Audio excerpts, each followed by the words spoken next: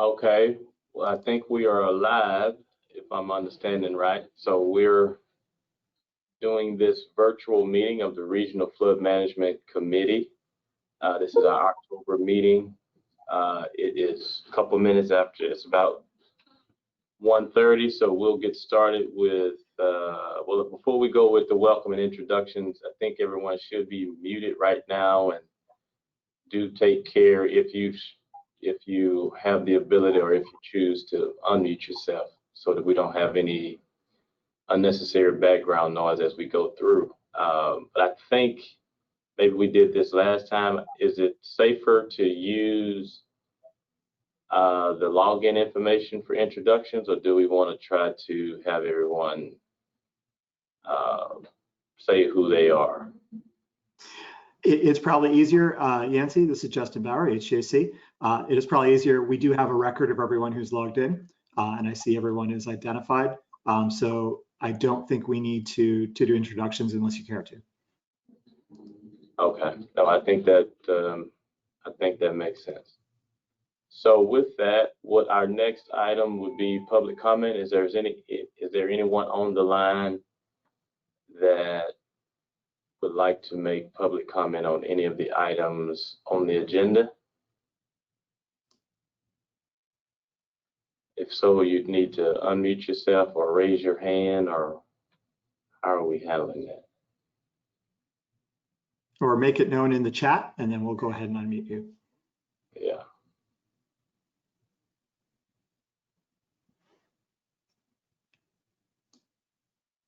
I don't see any hands raised, and I don't see anything in the chat. All righty, good deal. So we'll move on to the next item, which is approval of the July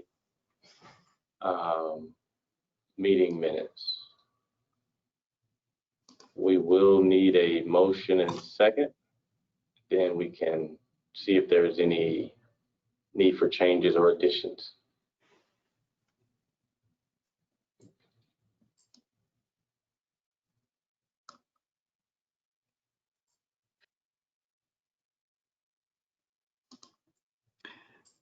Can we use the, I'm sorry, go ahead. I was going to say we did have a hand raised and she's unmuted now. Lisa?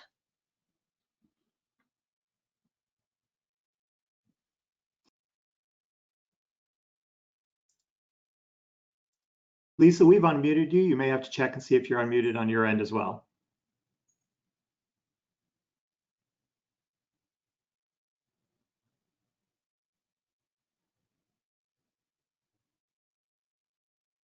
You should have a microphone button, maybe top right, top left of your screen.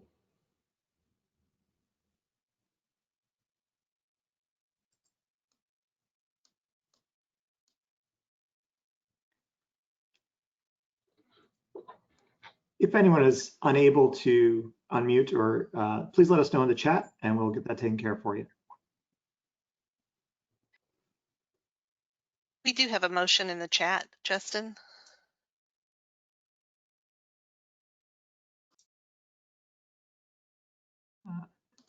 Not sure why I can't see that. Thank you, Andrea. For the record, could you read that? Sure, it's Sasha Buchheit makes the motion to approve the minutes, and Michael Shannon, you might be muted on our end. Do you need to be unmuted? You have a, nope, okay. I have a second. Okay, great. So we have a motion and second.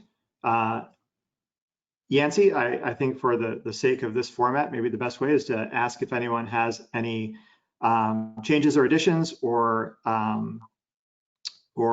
issues, and anyone who would vote nay to signal as such. Otherwise, we will assume you are voting yay. I agree. That's a perfect way to handle it.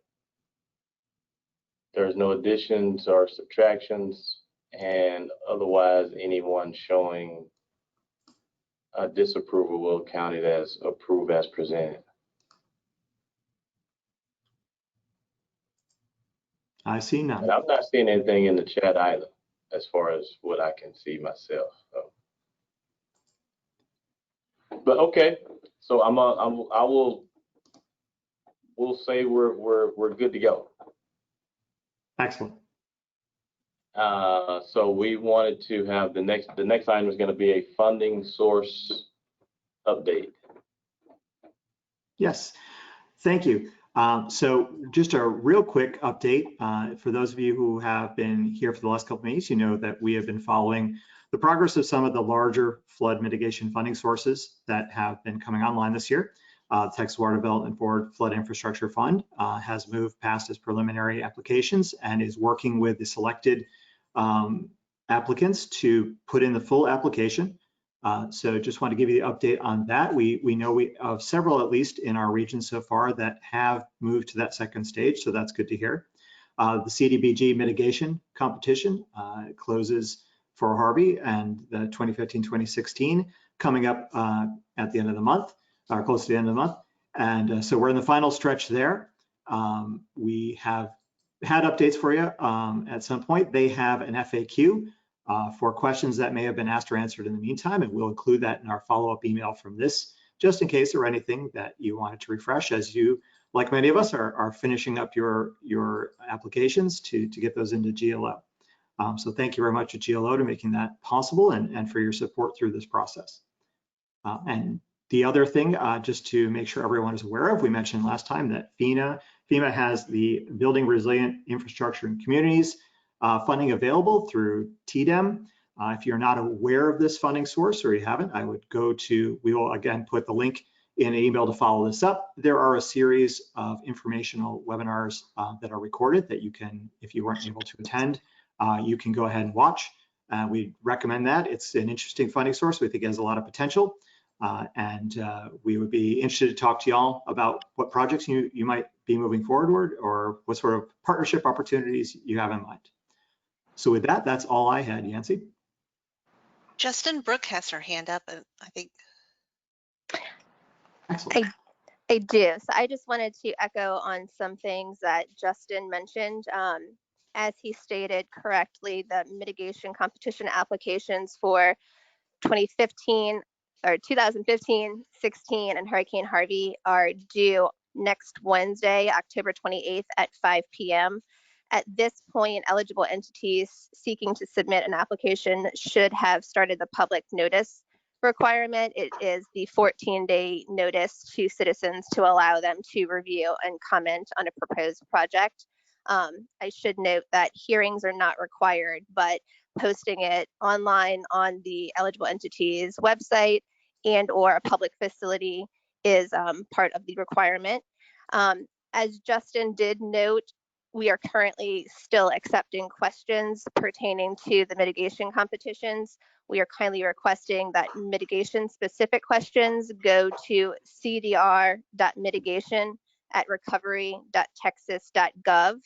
And if an eligible entity is having issues with the Tiger portal, to email tigerhelp, TIGRHELP, at recovery.texas.gov. I do also want to note for eligible entities which elected to not seek funding this application cycle that round 2 will be occurring sometime in 2021. And round 2 is specific to the Hurricane Harvey competition. As many of you probably already know, the GLO decided to split up the Hurricane Harvey competition into 2 separate rounds with just a little over $1 billion in each pot of funding sources. We will certainly keep you abreast of the general guidelines and any changes which will be made to this competition. Please note, though, that if we do make any substantive changes to the competition requirements, scoring criteria, et cetera, we will need to go through HUD's action plan amendment process, which will include extensive public comment period. So just keep that in mind. And one thing I do just want to mention is, per HUD guidelines, at least 50% of all of the total pot of monies will need to go to HUD mid and benefiting LMI persons. And the last thing that I want to make note of, which is of particular interest to H-GAC, is with regard to the COGMOD. We are hoping to release the guidance for that sometime in November once the mid application closes. And that's all I got. Excellent. Thank you so much, Brooke. We really appreciate you being with us to guide us through the process as always. Of course.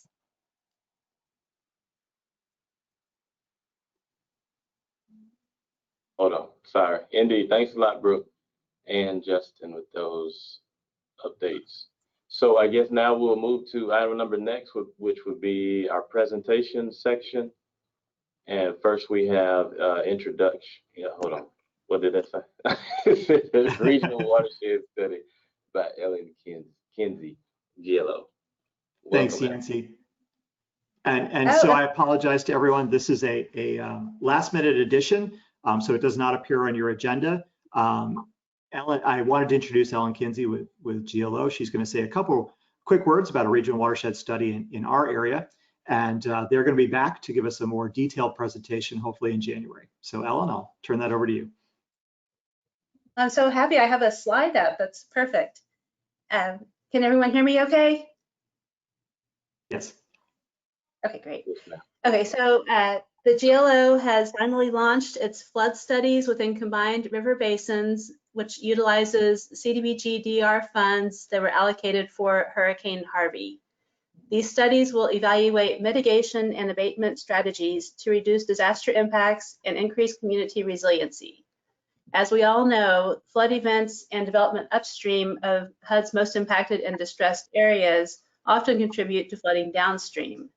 The idea behind these studies is that they will consider structural and non-structural infrastructure improvements, coding and zoning practices, and regional communication as each relates to flood control.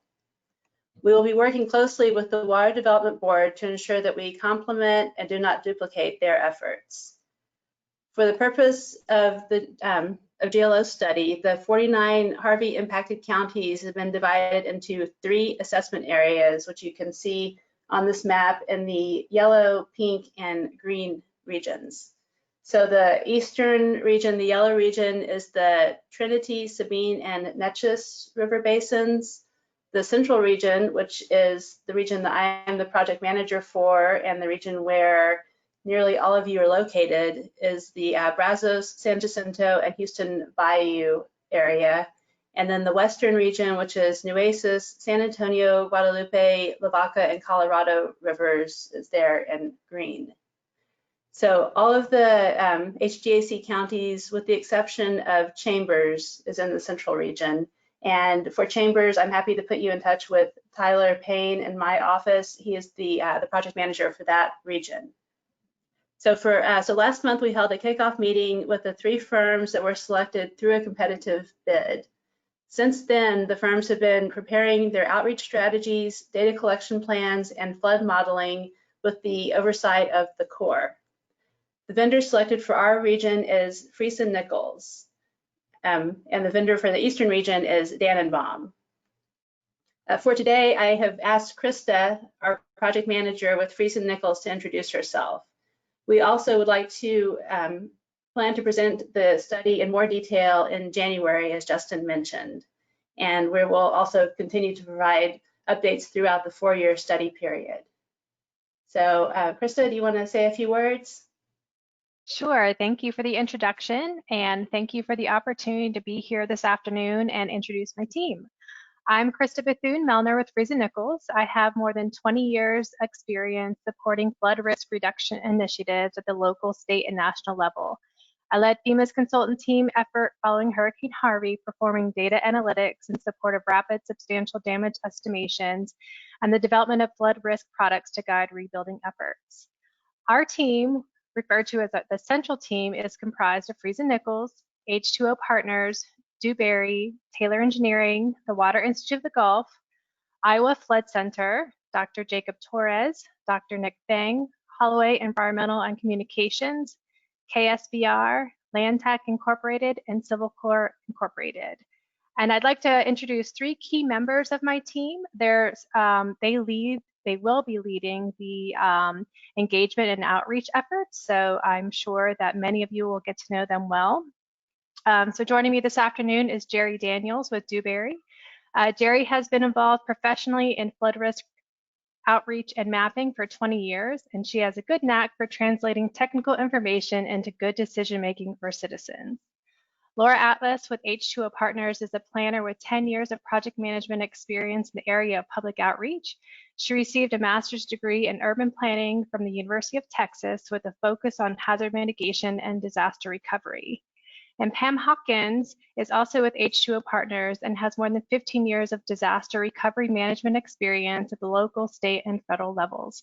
Pam has the ability to build relationships with diverse populations. So I just want to thank you again for the opportunity to introduce myself and my team, and we look forward to getting to know each of you as we move through this study. Thank you very much, Ellen. We appreciate it. We look forward to hearing more. Yes, thank you so much. Thank you. Thank you for having us. So, give me a second. Let me get back. So, presentation number next would be minimum standards for communities in Harris County by Mr. Jonathan Steeper. Yeah, he's the manager General Services Division in Harris County Engineering Department. Welcome, Jonathan.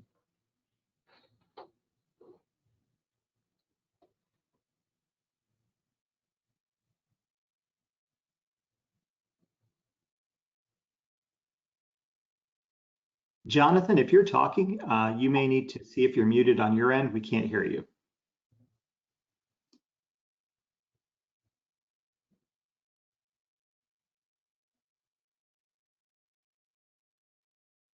Yeah, he's showing unmuted on his.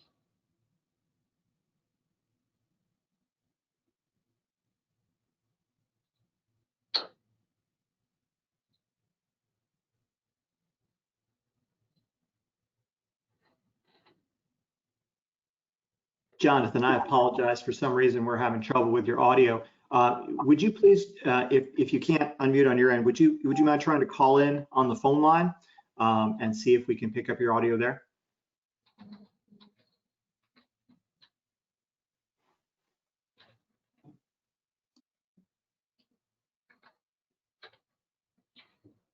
And Justin, he said he is going to try to call in if we want to go to the next presentation. We can't do that just yet. So if there's anything in the new business or anything you wanted to talk about between till we get that sorted out. Absolutely, Yancy. Well, if you'd like, we could go. We could open it up to our members and ask if anyone has any updates they'd like to share, any projects that they've applied to for CDBG Mid or others that they think we should know about, and just do sort of a virtual roundtable if that's okay with you. Certainly is. Anyone?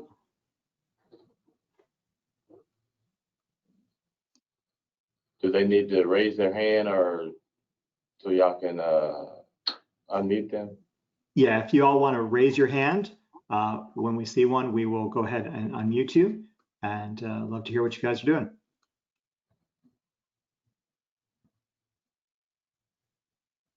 I will start. We, as Waller County, we recently, as of Monday, so we scored well, or from a prioritization standpoint, with the TWDB fifth program, and so we were able to submit 2 full applications for basically a flood protection planning study on Spring Creek, which Waller County starts to the very beginning, the very headwaters of that creek. And meanwhile, we're doing an extension of a study that we started on the Brazos River.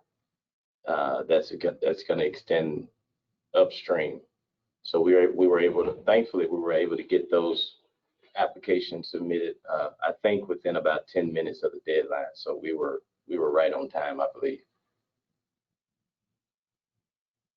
Well, I'm excited to hear that, Yancy.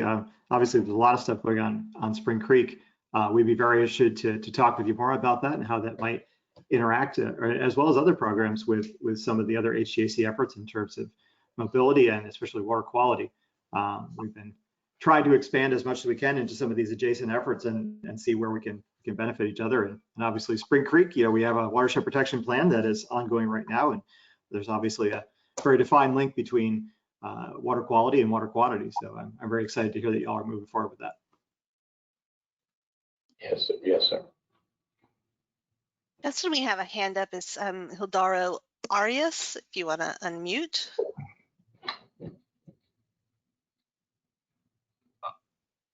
Thank you. Good afternoon. This is Hill Arias, Director of Engineering for the City of Friendswood. Really didn't have a question, more of a just wanted to get a feel from you guys.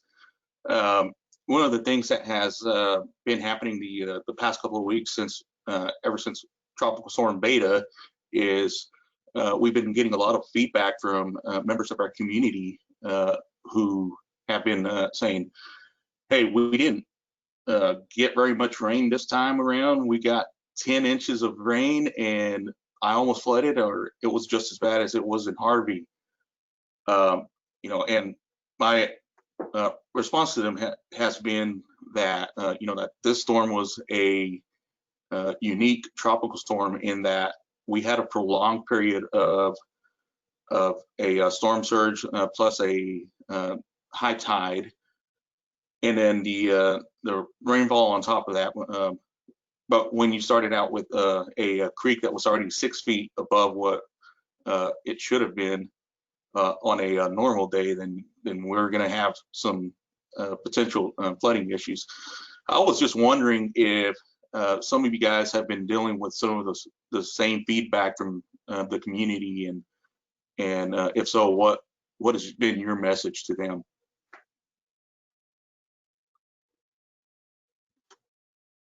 And I'll hang up and listen. First time caller, all that. Thank you. Justin, I think that Jonathan may be back with us. Excellent. Well, Jill, I will go ahead and include your question in the email we send out after this, and maybe we can poll folks and get some feedback on that. It's a great thing to be asking as we're all sorting through some of this. Yeah. That would be great. Thank you.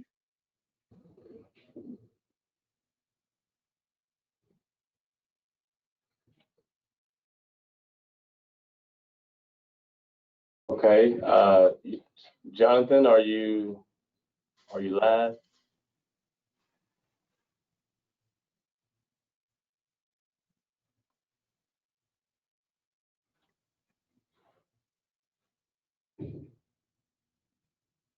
Jonathan, can you hear us?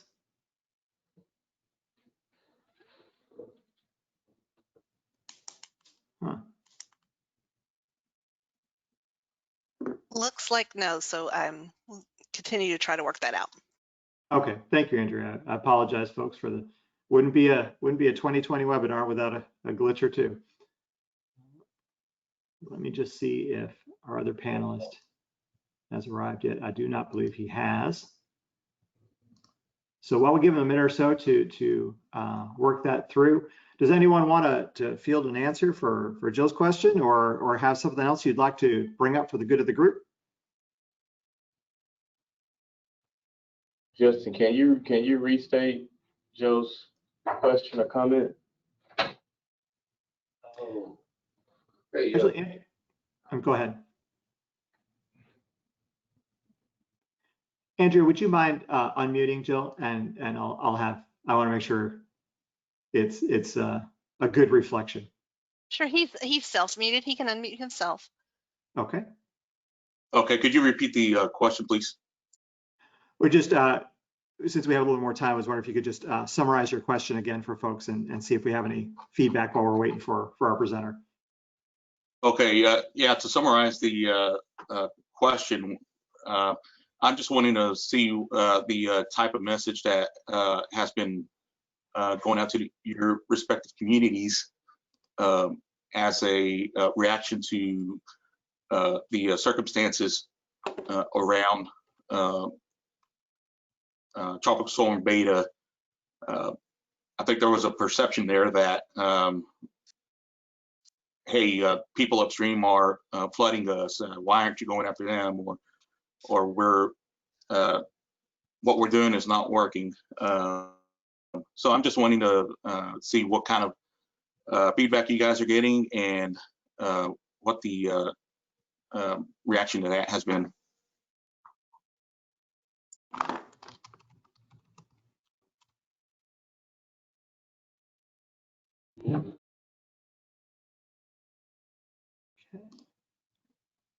Let's see, any hands up?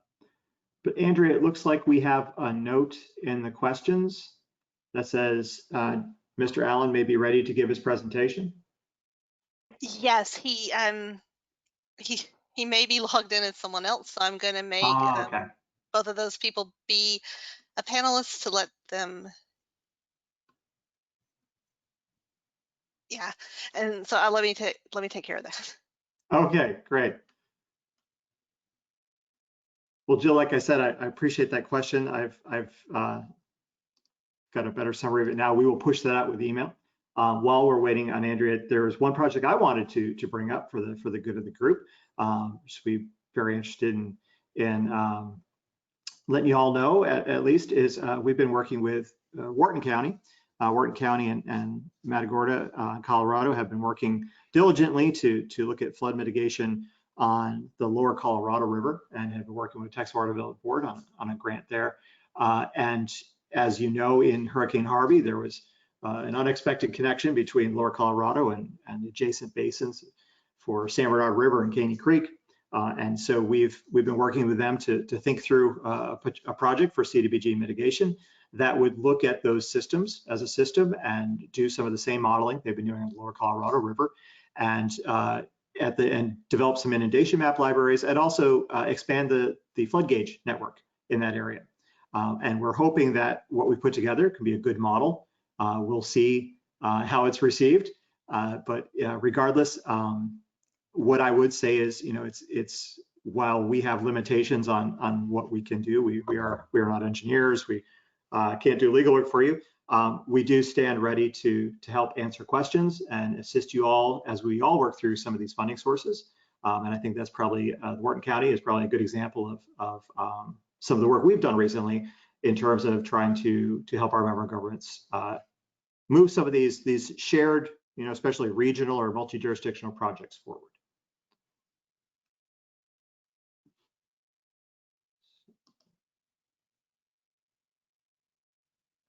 All right, Andrea, are we?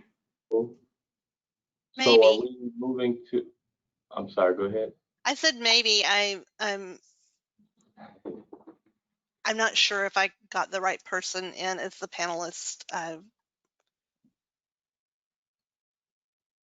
Should we have someone signed in as Kristen Hogan? Mr. Allen, are you signed in there?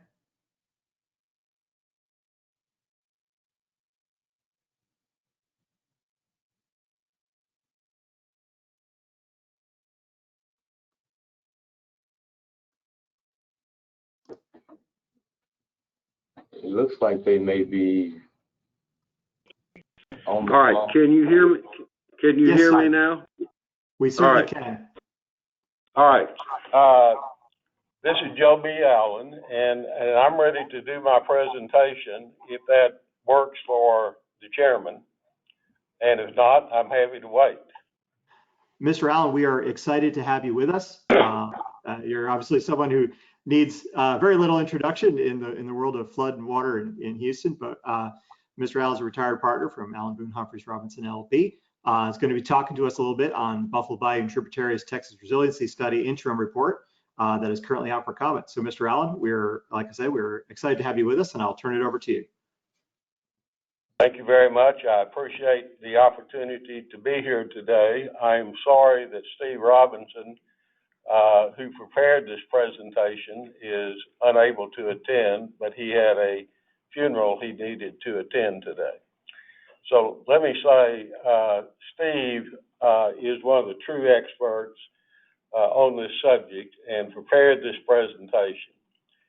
After the 2015 flood, that almost flooded part of Cinco Ranch. Steve got really involved in this, and I think, other than maybe a couple of engineers in town, may be one of the best experts in the city on the particularly the Barker Reservoir, but also Addicks and Buffalo Bayou. So I'm sorry he couldn't be here. I'm going to try to deliver his presentation as best I can. Any opinions that I may express here today are mine, and so do not attribute those to Steve or others. One of the benefits of being retired is you have a little more freedom to express what you really think. So the Corps has taken 2.5 years to prepare this study. It's basically a 184-page study, and I invite all of you who have insomnia to read it. It would have been great earlier in the year when everybody was in lockdown for COVID to have had the study to read.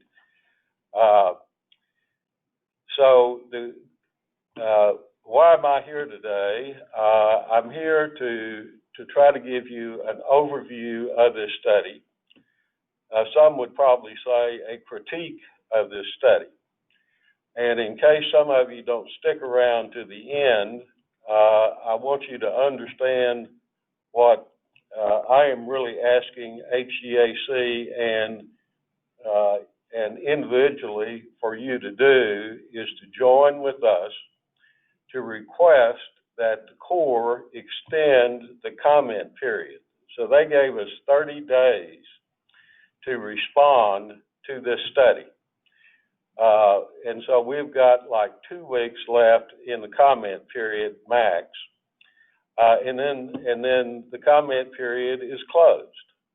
To respond to a 184-page study of the magnitude of this in a really substantive way is almost impossible. So we have asked for a 60 to 90-day extension for the comment period, and I hope you would join with us in requesting the Corps give our community more time to respond. Secondly, the Corps has not released any of the data or calculations backing up the conclusions and cost estimates in the study.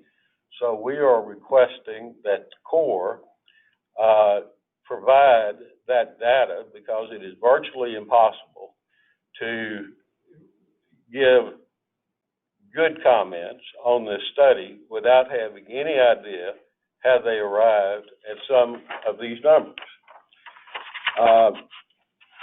And then we would like your help in developing what I would call a Houston community plan, because my view is this is absolutely not a Houston community plan that has any public support for the solutions that they have proposed. So with that, I'm going to start through the study. I think you have, hopefully have, slides that you could all see. We do, sir. The first page is simply the cover page. And I might add, if you look at the deal, it says that this is a picture of Interstate 10 outside of Houston. And in fact, it is the Sturdivant-Montrose Bridge on Buffalo Bayou. That may give you some indication of the study. Now, this is considered an interim feasibility study that has been put out for public comment in order to move to a final study. And all of you have seen feasibility study reports, I'm sure, so I'm not going to dwell on this, but they went through a series of attempting to define the problem, study the objectives, come up with the criteria for alternatives, identify alternatives, and look at change conditions since the 2 reservoirs were built in the 1940s. If you go to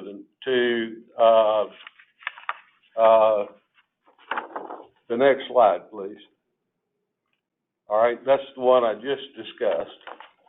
If you'll go to the next one. All right, so the study area is the area enclosed in red, but the real emphasis here is on the Barker and Addicks reservoirs and Buffalo Bayou.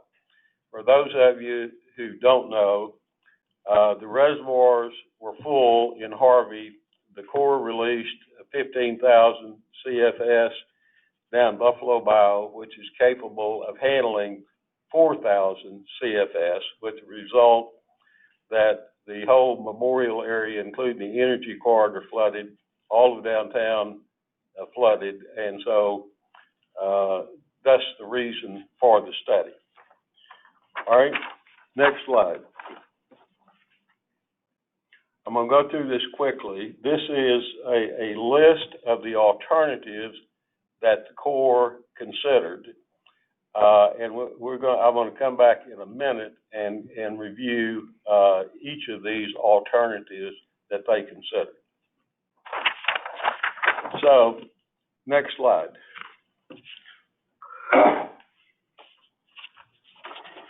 As a result of the floods in 1929 and 1935 that flooded all of downtown Houston, the Corps did a study of what we now call the Barker Addicks reservoirs, and they came up with the plan that is shown here, which shows the construction of Barker and Addicks Reservoir, a third levee, shown here as the Cypress Creek levee in yellow, up in the far left-hand corner, and then the South Canal coming out of the reservoirs and going down south close to Pearland, or probably fairly close to where the current South Belt is, into the bay. Now, so while this study was about change conditions, I would like to note that the two reservoirs were built, but the other two important components of this 1940s plan to make it work were the South Canal to take the water away so that you did not have excessive flows down Buffalo Bayou, and the Cypress Creek levee, which was designed to prevent the Cypress Creek overflow coming down into Barker and Addicks. So two of the key components that were needed to make Barker and Addicks effective were never built in the 40s and still do not exist, all right? And so a lot of the fundamental problem we're dealing with here goes all the way back to the fact that the Corps' plan was not adequately implemented in the 40s. The next observation I want to make about this 1940s plan is the Corps built Barker and Addicks that would have a bigger overflow pond than they acquired the right-of-way. Thus, in Harvey, the result was that a huge number of parcels upstream of the two reservoirs were flooded in areas that, according to the original plan, should have been acquired by the government at the time, but weren't. And as you know, the Corps has been held liable for flooding those neighborhoods, and the damages are, as far as I know, yet to be determined. Now, if you'll go to the next slide. The next slide is the Cypress Creek Dam and Reservoir, which is designed to stop the overflow of Cypress Creek. There are certain problems with this plan. One, it takes roughly 20 years to go through a process to build a new reservoir under our current regulatory structure. and there is no incremental benefit while that's being done. There are significant environmental impacts. The property owners in the area are totally opposed to it, and there is immense public opposition. But this is one of the two alternatives that the Corps has picked to recommend moving forward on. All right, next slide. Alternate 3 is excavating Barker and Addicks Reservoir to increase the capacity in the reservoir. The Corps has said that this would not accomplish any meaningful elimination of flooding. Now, that's a conclusion that those of us who've been working on this for a while totally disagree with. We think this is one of the really most beneficial alternatives. The government already owns the land. It can be excavated on an incremental basis, and every shovel of dirt that is taken out gives you an immediate benefit. What people also need to know is that one of the change conditions that is not mentioned in the report is that the two reservoirs have been allowed to silt up for 70 years. So there was never any excavation in the start. And after 70 years of silting, for those of you who know anything about ponds or lakes, you know you have a lot of siltation. And then it is now grown up in Chinese tallow trees. But the Corps says there are too many environmental issues and it's not cost effective. And that's a conclusion that we totally disagree with. Next slide. So the next slide is a slide that the Houston Stronger group that put together the coalition to pass the Harris County $2.5 billion bond issue came up with, that allows for the excavation of the reservoirs, keeping it on government land, and it also avoids or minimizes any buyouts of the adjoining neighborhood. So this is a solution that we think is very real and very cost effective and has minimal impact. Next slide. So the next slide is a plan that the Willow Fork Drainage District, which is the drainage district that serves the Cinco Ranch area, put forward, where they were willing to go in and spend money to build detentions with ponds in the reservoirs, which would keep their neighborhoods from flooding and would also provide park and recreational benefits to anyone in the region who wanted to use it. And let me say, the Katy Prairie Conservancy has put forward a plan similar to this on the Addicks Reservoir. Unfortunately, I do not have a copy of that today. All right. Next slide. All right, this is another view of the Willow Fork plan. Next slide. I'm going to try to get through this so we can have time for questions at the end.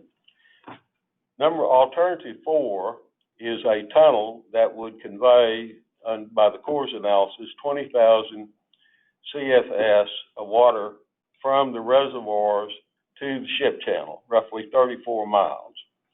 They have dismissed this as being too expensive. Our groups believe that this is one of the better alternatives, and Harris County has cost estimates that are significantly different from the cost estimates that are contained in the Corps reports. There are some environmental concerns with this, but they are mainly about water quality, which can be easily fixed. And it is a much better alternative than the destruction of Buffalo Bayou as proposed by the Corps. All right, the next slide. Alternative 5 is the Corps looked at diverting the flow out of Barker and Addicks to the Brazos River or Brays Bayou. We agree with the Corps on this one. That's a non-starter and should not have any further study. Next slide. Alternate number 6 is a suggestion that Buffalo Bayou be channelized to convey 15,000 CFS and basically be concrete lined with articulated concrete from the 2 reservoirs all the way down to the Studemont Bridge. The last time this was proposed was in the Flood Control Act of 1954, and a young congressman named George H.W. Bush and Terry Hershey opposed the project, and it was canceled. So there is just overwhelming community opposition to this alternative. But this is one of the alternatives that the Corps wants to pursue. All right, next slide. So this is a cross-section of what Buffalo Bayou would look like under this Corps study. And for those of you who've ever seen Buffalo Bayou, I'm sure you would be aghast at the thought what this would do all through the Memorial area, Tanglewood, River Oaks, and Memorial Park. All right, next slide. Alternate 7 is basically acquiring even more property along Buffalo Bayou and doing less articulated concrete. And this is, again, one that the Corps believes deserves further study. All right. All right. Next slide. Alternate 8 basically is a combination of 2 and 6.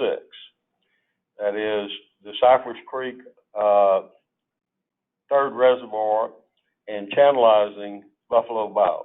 So this is the Corps' proposed solution to flooding in the Buffalo Bayou watershed is the combination of alternatives 2 and 6. Now, not mentioned as an alternative, all right, next slide, please. Not mentioned in these alternatives is something that's also mentioned in the report on pages 134 and 135, which says that the 2 reservoirs in their current conditions are at extreme risk of failure. And, you know, I guess of all the issues here, the catastrophic failure of those 2 reservoirs under Harvey conditions would be devastating for the Houston community. All of downtown, all of the ship channel would be totally wiped out if those reservoirs had failed at the peak of Harvey. And the other point I'd like to note is while parts of Houston received 50 inches, the area on the Barker Addicks reservoirs only received about 31 inches. If there had been a 50-inch rainfall event west of the reservoirs, I hate to really think how bad the flooding might have been or how catastrophic the dam failure would have been under those circumstances. So let me get to the punchline. we hope you will read the report. There are some informational sessions that the Corps is putting out, and I hope you have that somewhere in the information. The deadline for comments is currently November 2nd. And so we hope you will join us in asking for an extension of the time to make comments on this study and to get the Corps to release the data that they used to come up with these conclusions. I'd say that the one thing that the Corps has done for our community with the release of this study is they have united just about every element of our city, from the development community to the environmental groups, in achieving a 100% consensus in opposition to the two alternatives that have been proposed. So with that, I'm going to close, and I'd be happy to answer any questions you have. All righty. Thank you so much, Mr. Allen. Justin, is there a way whereby we can get somebody with their hand raised or in the chat that has a question for Mr. Allen? Yes, I am going to check right now to see if we have any hands raised. Andrea, if you could spot me, that'd be fantastic.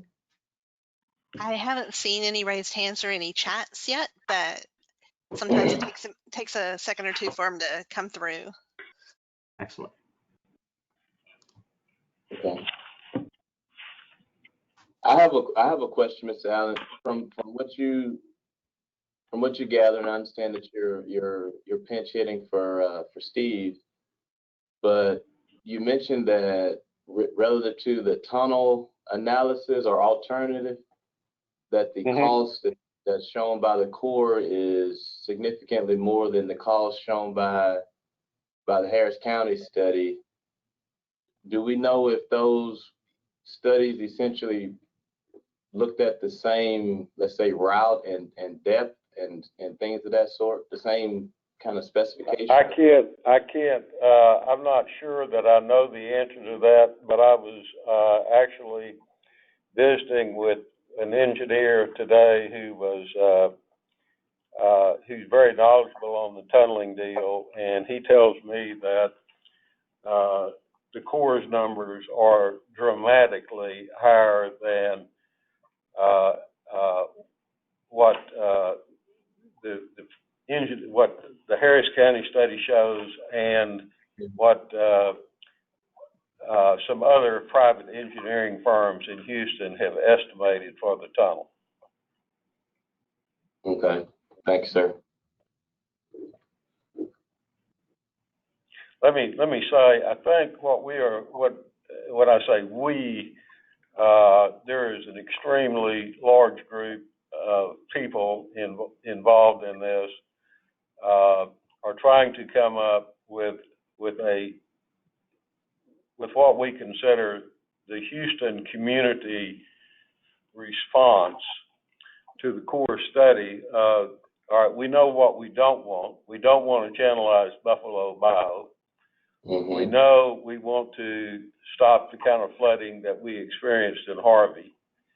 And so we are trying to come up with a plan that we can build just overwhelming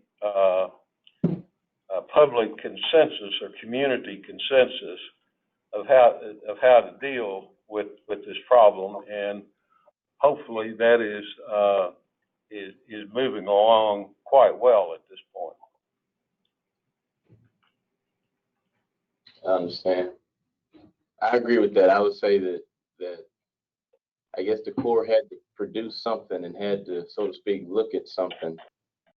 But based on what you're showing us and what I think we've had some discussions on this in some of our prior meetings, I don't know what the best answer is. I'm sure it's going to have to be a combination of 2 to 3, maybe even 4 or 5 things, but Well, let me say, and this is an option. And if anyone has a question, I'll be happy to stop my talking and take the question. But I think when you look at this, what we need to do is go in and significantly excavate both reservoirs that would add very significant, maybe even double the storage capacity. We need to go upstream from the reservoirs, and instead of building one large third reservoirs, build many smaller detention ponds over that whole Katy Prairie area that would have somewhere close to the same capacity as a third reservoir, but are much easier to construct than a gigantic third reservoir would ever be, and can be done on an incremental basis. And then you do the tunnel, and the engineers that we're working with say you don't need a 20,000 CFS tunnel, you need about a 10,000 CFS tunnel, which in and of itself would dramatically affect the cost, right? So we think it's fairly easy to come up with a plan that we can get pretty broad support. Surely somebody has a hard question for me. Mr. Allen, are you aware of what's the city's position? City of Houston, that is. Well, I am told that they are very, very opposed to channelizing Buffalo Bayou. Past that, I do not. I can't speak for that, and I haven't had a direct conversation with Steve Costello, who's kind of the point man on all this recently, but but we'll be as we try to pull together this alternate. I mean, you realize we've had this study about a little over 2 weeks, so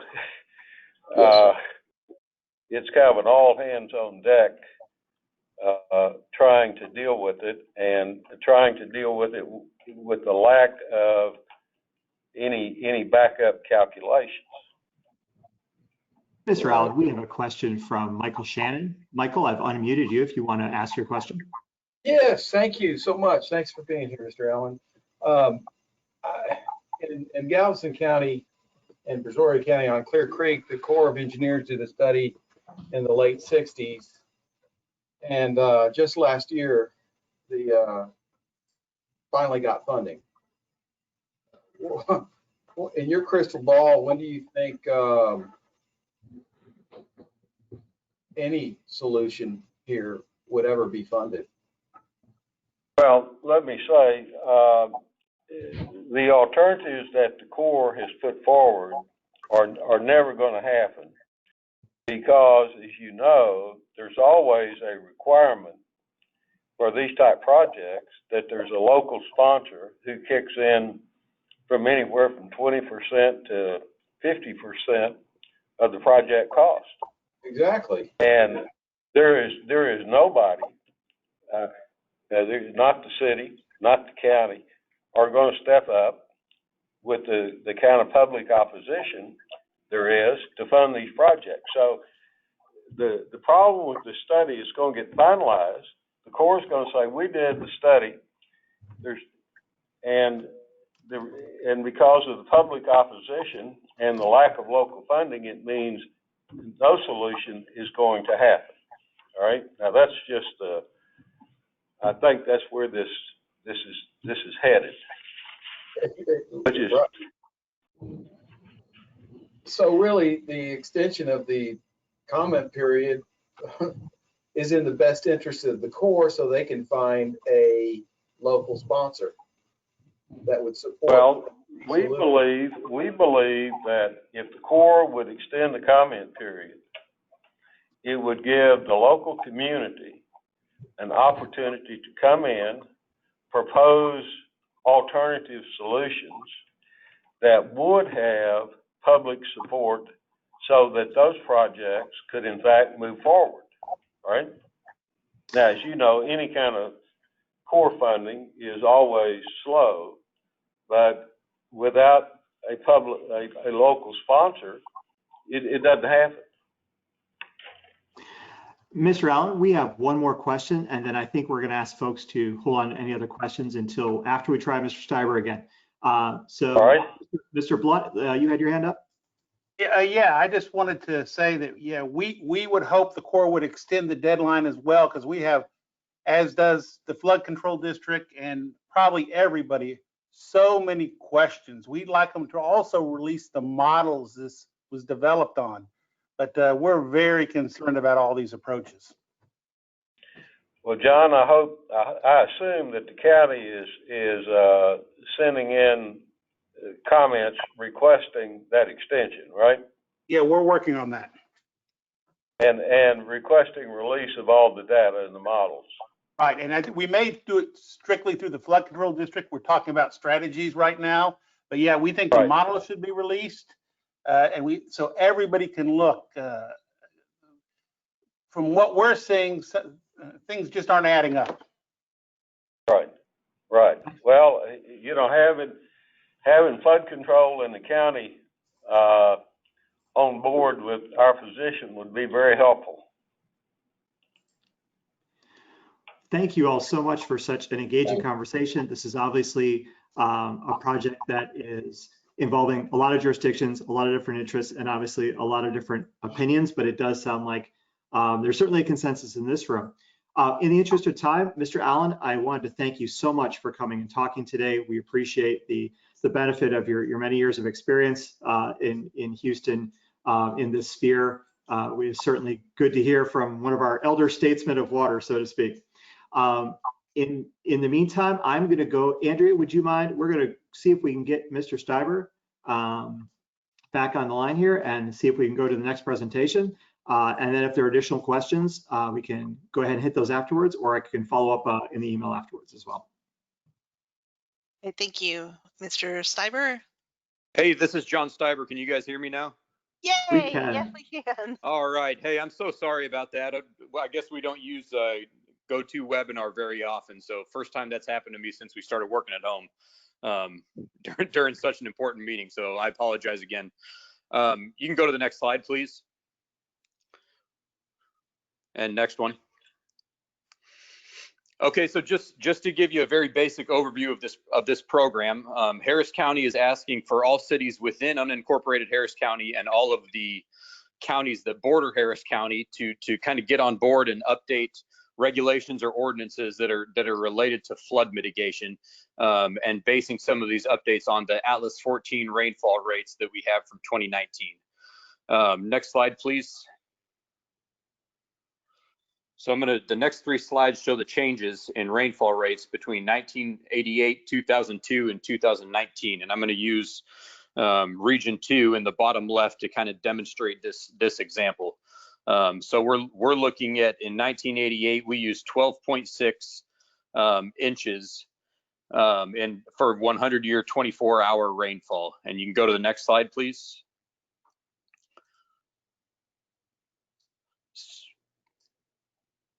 So the Flood Control District updated these numbers after Tropical Storm Allison in 2002, and you can see Region 2 had just a little bit under a 1-inch increase during that change. And if you can go to the next slide, please.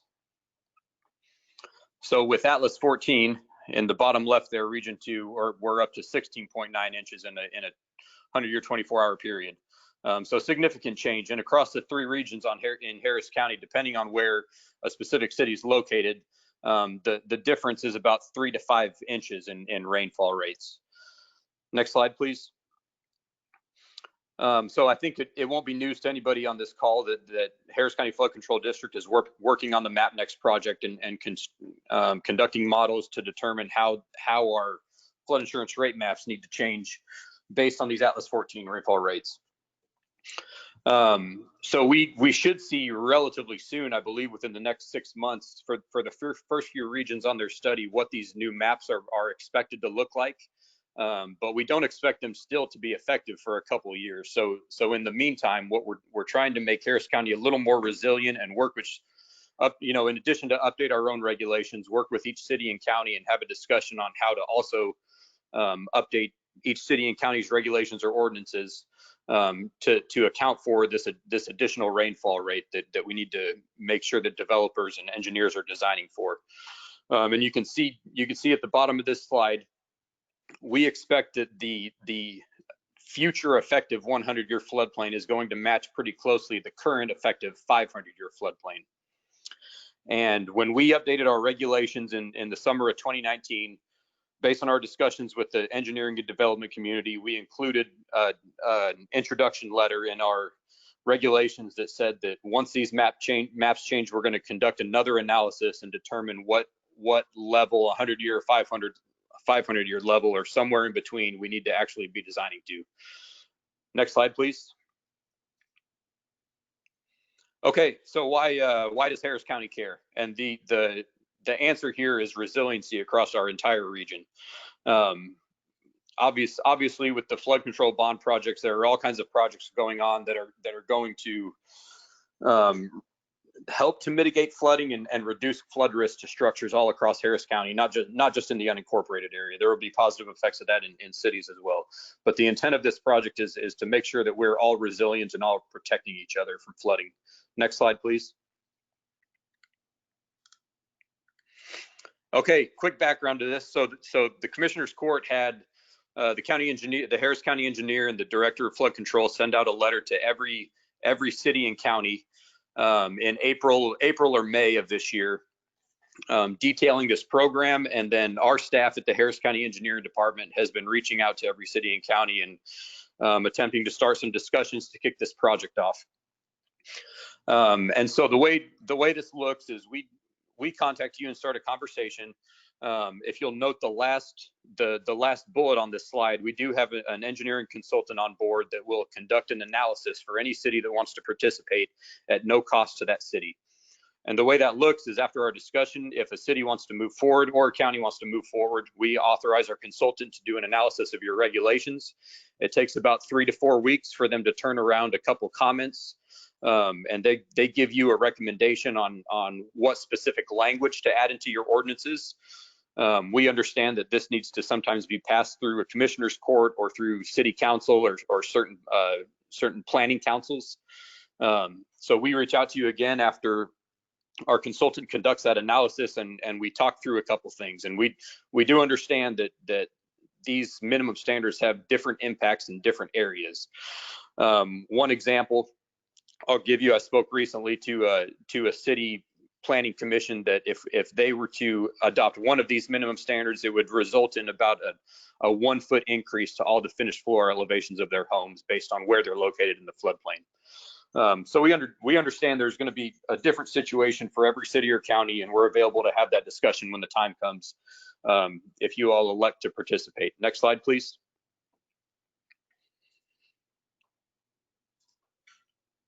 Okay, these are the 5 minimum standards, and I'll just go through them briefly. Use Atlas 14 rainfall to size storm sewer water conveyances detention systems. Require a minimum of 0.55 acre feet of detention per acre for all new development, 1 acre or larger, not including single family residential. Prohibit use of hydrograph timing.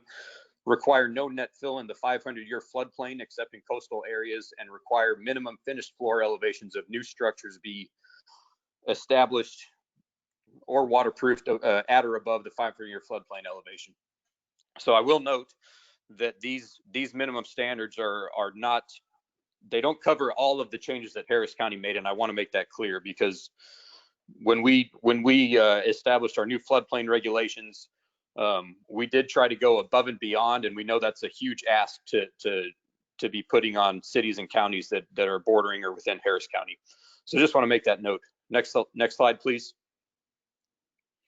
And I brought this up previously. there is free technical assistance available to any cities that want to participate.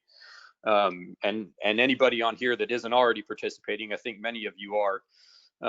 In fact, calculated this morning that 75% of the cities and counties within or around Harris County are already at some step of the process, whether they've already completed their analysis or already updated their regulations, or are still just having a discussion with us or internally.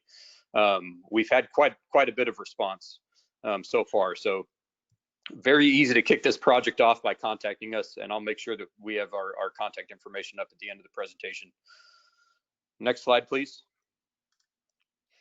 All right, looking at a deadline for adoption. So we came up with these in May when we first started the project, and December 31st, 2020.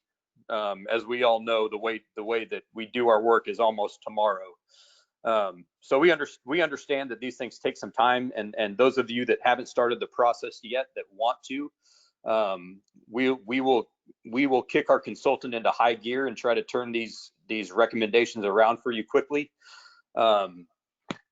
The partnership projects that we're discussing here, so we're not going to initiate new partnership projects with cities or counties that haven't updated their regulations by December 31st, but we do have a condition here that if you are working with us on this process, we're not going to stop any partnership projects that we already have in place. And again, note at the bottom that any flood control bond projects that were identified in the bond election are still going to continue, regardless of this project. Next slide, please. All right, and this is just to give you an example of the partnership projects I'm talking about. So for flood control, joint stormwater detention basin with the city. For Harris County, a jointly funded roadway project. Like I said just a second ago, the ones that are not a partnership project, the projects defined and identified in the bond program election will still continue. And I'll let you guys read the rest of these here. Any project that we complete, regardless of having a partner or not, will still continue. Now you'll still see positive impacts from any project, obviously completed by Harris County or the flood control district in your areas, just because of the impacts upstream and downstream that will happen with any mitigation project that we're working on. But we want every city and county that we work with to have the opportunity to have additional access to funding for partnership projects as those projects pop up. So strongly urging and strongly recommending that anybody that if your city has not reached out to us yet, we'd like to have a discussion with you as quickly as possible here. And if you'll go to the next slide, please.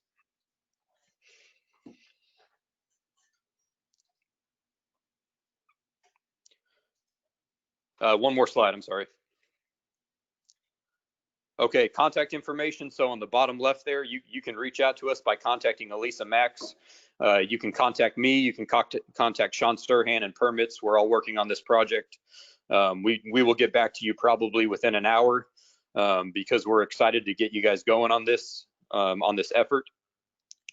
And we're all pretty easy to find. I think you can Google any of our names, or you can look us up on the Flood Control District's website, Harris County Floodplain Administrator. My contact information will pop up.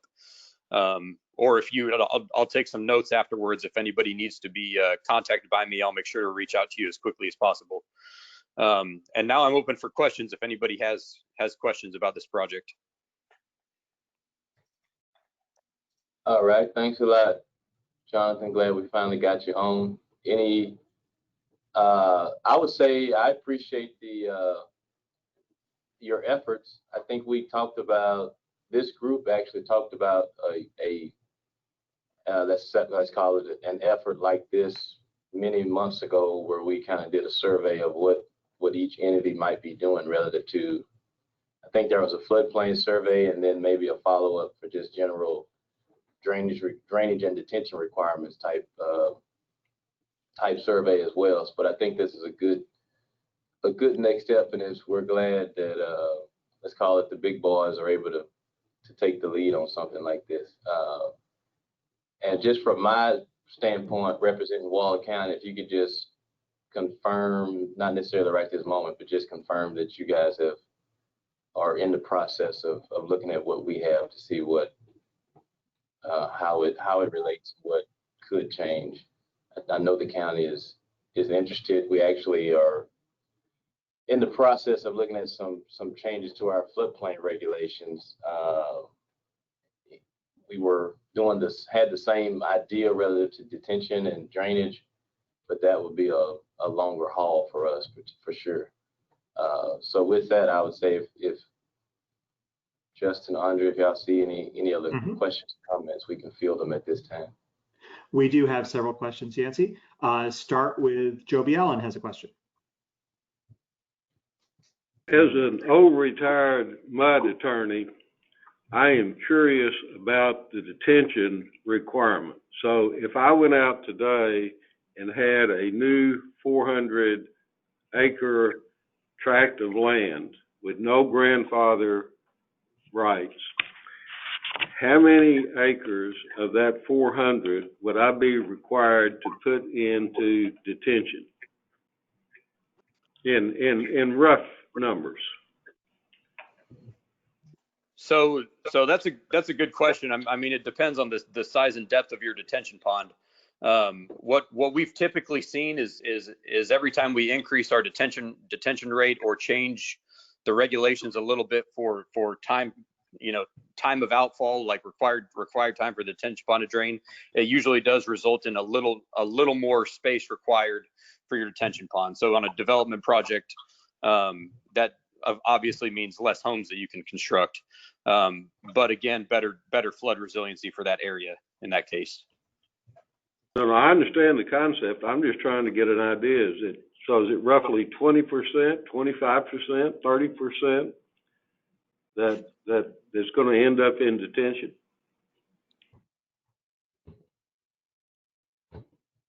Well, I mean, it's hard to answer that very generally because it does depend on each site. You're probably looking at somewhere around those percentages, I'm sure. Definitely not more than 25 or 30%. Okay. I think it depends. We can, if you'd like us to take a look specifically at certain areas, we can definitely do that. I was here when the first detention requirements came out in the early 80s, and it's just continued to expand. I'm not saying it's a bad thing; it's a good thing, but it's getting to be a big percentage of the total land area. Yes, sir, you're correct. And we've had that discussion. The impacts are different depending on the type of development that occurs in each community. So Harris County, we have new subdivisions going up every couple days. Some cities that we work with are completely built out with residential or commercial structures already, and there's not a lot of room for development. So the impact definitely changes, like you said, in different jurisdictions.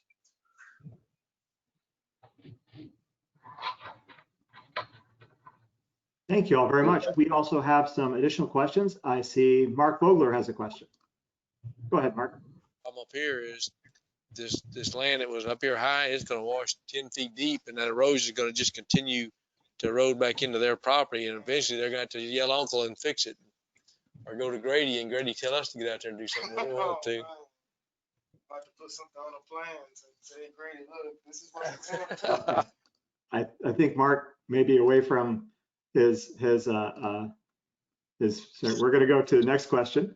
Mr. Blunt, looks like you had a question. Go ahead. Yeah, well, twofold. I wanted to talk a little about Joe's comment. With our adopted Atlas 14, we're requiring about 20% more detention than we did before. But under this initiative, we're not making the communities adopt our current detention standard, R being Harris County flood control. We're just asking them to adopt a standard similar to our old standard. There's that. And then Yancey mentioned, that this committee had done something like this similar, and he's exactly right. This was an initiative off that. When we saw those results, we went from looking for the whole H-GAC region into strictly Harris County and the counties that drain to Harris County, and that's where this came from. So I wanted to clarify that. Okay. That's all.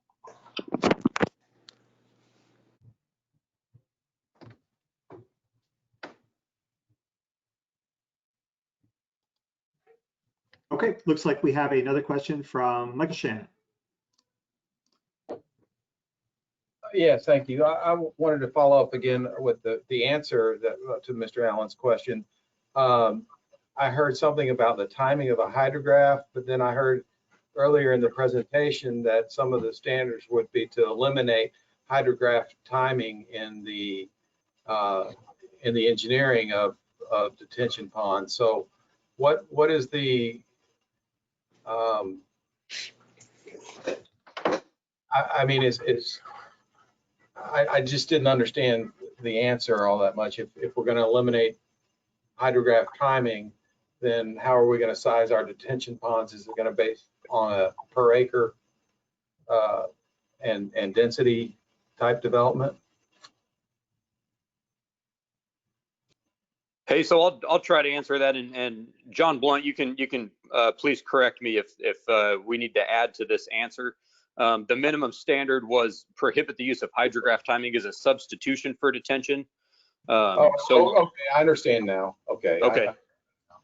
Okay. So you can't substitute hydrograph timing for detention and mitigation, I think is the answer you're looking for. That yes, thank you. Okay.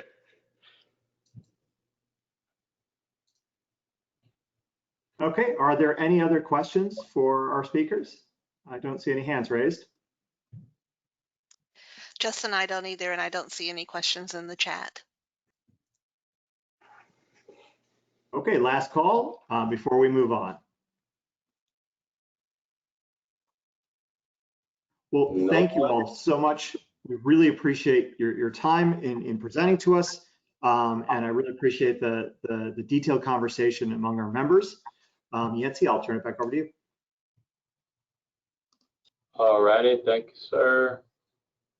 Other business, is there anyone that, I think we did a little bit of this earlier, but is there any other things we need to speak of with respect to other business? I don't have anything. We don't have anything from our end. Okay. And I don't see any hands raised or chat.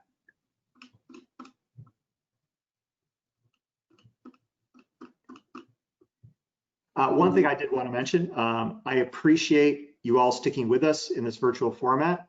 I know this is not as conducive for discussion as being in person or some of the other meeting apps, and that is something we are addressing internally. I know there's been several comments or questions raised about this specific format. We are looking at that internally, so we will be addressing that. We want to make sure this is as accessible as we can be, given the circumstances.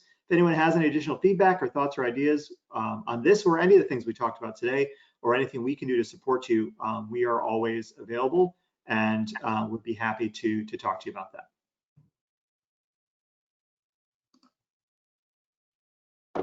All right, wonderful. So if that is it, when is our next meeting?